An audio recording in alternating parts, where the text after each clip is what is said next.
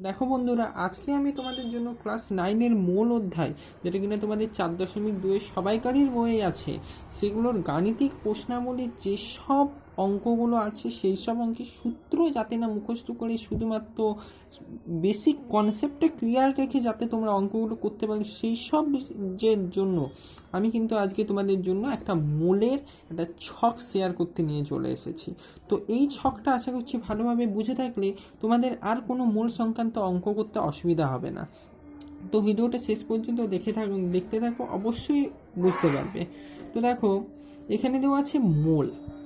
মূল থেকে প্রথমেই এটা জেনে রাখো, মূল থেকে যেখানেই যাবে এখানে কী কী দেওয়া আছে, ভর দেওয়া আছে, আয়তন দেওয়া আছে ও অণুর সংখ্যা দেওয়া আছে, তাই তো।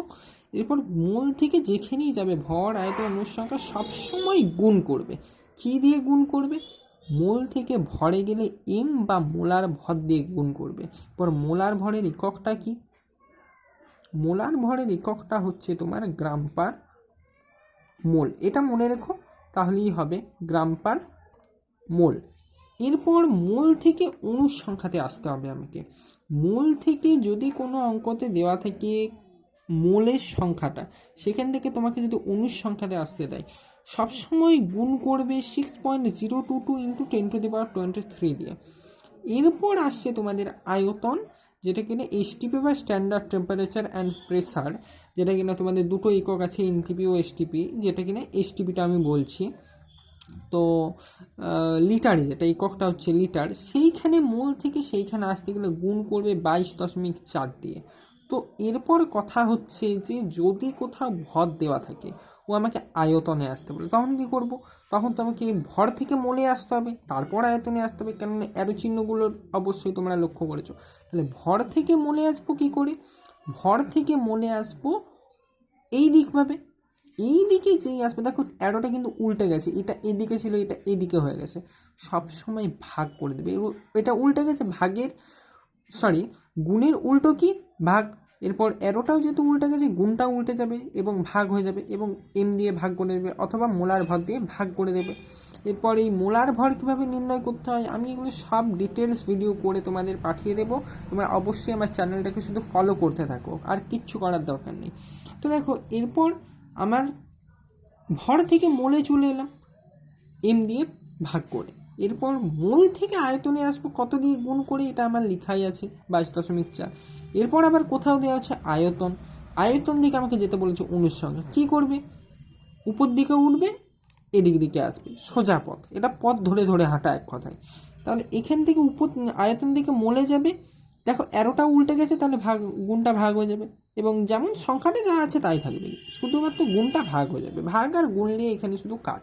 তাহলে এখান থেকে এখানে যাবে, ভাগ করে দেবে 22.4 দিয়ে, অর্থাৎ আয়তন থেকে মোলে যাবে, ভাগ করে দেবে 22.4 দিয়ে। 2.4 নয়, 22.4। তো এরপর মোলে চলে এলে, আয়তন থেকে মোলে চলে এলে, এরপর মূল থেকে অণুর সংখ্যা তো গুণ করতেই যেতে হবে 6.022 ইন্টু 10⁻23 দিয়ে। এরপর যদি কোথাও দেওয়া থাকে অণু থেকে ভরে দিতে, কোনো সংখ্যায় কোনো অঙ্কে দেওয়া আছে তোমার অণুর সংখ্যা, সেখান থেকে বলেছে ভর সংখ্যা নির্ণয় করো, তখন কি করবে? তখন তোমাকে এইখান থেকে প্রথমে মোলে আসতে হবে, মোল থেকে আসতে হবে তোমাকে ভরে। অবশ্যই যেখান থেকেই আসো না কেন, আয়তন, অনুসংখ্যা, ভর, আগে তোমাকে আসতে হবে মোলে। এটা কিন্তু মেন জায়গা, এখানে আসতেই হবে তোমাকে। তুমি এখান থেকে এখানে বা এখান থেকে এক লাফে এখানে যেতে পারবে না। তো এখান থেকে অনুসংখ্যা থেকে মোলে আসতে গেলে কি করতে হবে? এই দিকে তুমি যাচ্ছ, এই দিকে তুমি যাচ্ছ, তো এই দিকে গেলে অ্যারোটা বদলে যাচ্ছে, তাহলে ভাগ করে দেবে এই সেম সংখ্যাটা দিয়ে 6.022 ইন্টু 10⁻23 দিয়ে। তো এরপর কোথাও যদি দেওয়া থাকে যে মোল থেকে অণুর সংখ্যাতে আসতে গুণ করবে 6.022 ইন্টু 10⁻23 দিয়ে। মোল থেকে দেওয়া থাকে ভরে, গুণ করে দেবে এম বা মোলার ভর দিয়ে। এরপর মোল থেকে কোথাও যদি দেওয়া থাকে আয়তন, গুণ করে দেবে 22.4 দিয়ে। তাহলেই তোমাদের লিটার এককে আয়তনটা বেড়ে যাবে, যেটা কিনা এসটিপিতে বেরোবে। ওকে, তো আজকের ভিডিওটা ছিল এই পর্যন্তই। তো এই ছকটা আশা করছি তোমাদের বুঝতে কোথাও অসুবিধা হয়নি। যদি কোথাও অসুবিধা হয়ে থাকে আমাকে অবশ্যই কমেন্ট বক্সে জানাবে, আমি অবশ্যই উত্তর জানাবো যে কোনখানে কীভাবে কী হয়। তো নেক্সট ভিডিওর জন্য অপেক্ষা করতে থাকো। আমি খুব শীঘ্রই তোমাদের অঙ্কের ভিডিও যেগুলো আছে, যেই সব অঙ্ক আছে সেই সব অঙ্ক কিন্তু খুব শীঘ্রই আমি তোমাদের ভিডিও করে পাঠাচ্ছি। তো চ্যানেলটাকে ফলো করতে থাকো। ভিডিওটা যদি ভালো লেগে থাকে তাহলে লাইক করো, যতটা সম্ভব শেয়ার করো, যাতে তোমাদের বন্ধুরাও এই ভিডিওটা পেয়ে থাকে। ও চ্যানেলটাতে নতুন হয়ে থাকলে অবশ্যই একটা সাবস্ক্রাইব করে দেবে এই ধরনের নিত্য নতুন ভিডিও পাওয়ার জন্য। Thank you.